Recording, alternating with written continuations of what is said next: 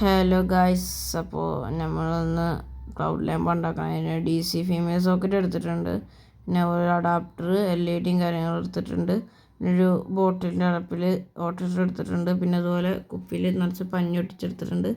പിന്നെ ഇതിൻ്റെ LED എൻ്റെ നമ്മൾ സ്ട്രിപ്പ് ചെയ്തെടുത്തിട്ടുണ്ട്. അത് നമ്മൾ പൊളാരിറ്റി മാറാണ്ട് നമ്മൾ ഇതിൽ ഫീമെയിൽ സോക്കറ്റിലേക്ക് നമുക്ക് സോൾഡർ ചെയ്ത് കൊടുക്കാം.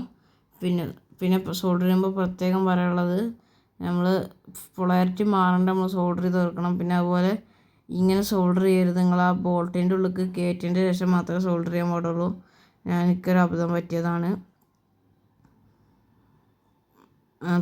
പിന്നെ അതിൽ നമ്മൾ ഇങ്ങനെ സോൾഡർ ചെയ്ത് കൊടുത്തതിന് ശേഷം നമ്മൾ അടപ്പിലേക്ക് നമ്മളത് വെക്കുന്നുണ്ട്.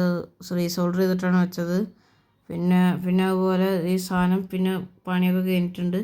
നമ്മളിത് ഇതിലേക്ക് ഇറക്കി വെച്ച് നമ്മൾ ടൈറ്റ് ചെയ്ത് കൊടുക്കുക.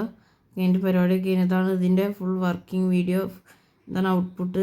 നേരം പോലെ ഔട്ട്പുട്ട് കാണാൻ വേണ്ടി നമുക്ക് എപ്പോൾ ഇട്ടിട്ടുള്ള ലൈറ്റ് ഒന്ന് ഓഫാക്കിയിട്ട് നമുക്ക് കാണിച്ചു തരാം.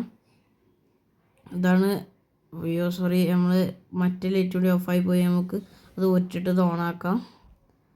ഓക്കെ, ഇങ്ങനെ നമുക്കിത് റൂമിലൊക്കെ സെറ്റ് ചെയ്യാൻ പറ്റും. അപ്പോൾ അത് അടിപൊളിയാണ്. ഇതാണ് കേട്ടോ ഇതിൻ്റെ ആ ഫുൾ ഔട്ട്ലുക്ക് വരുന്നത്. അപ്പോൾ ഓക്കെ, ബായ്. നിങ്ങളുടെ അഭിപ്രായ നിർദ്ദേശങ്ങളും കമൻറ്റായി രേഖപ്പെടുത്താം.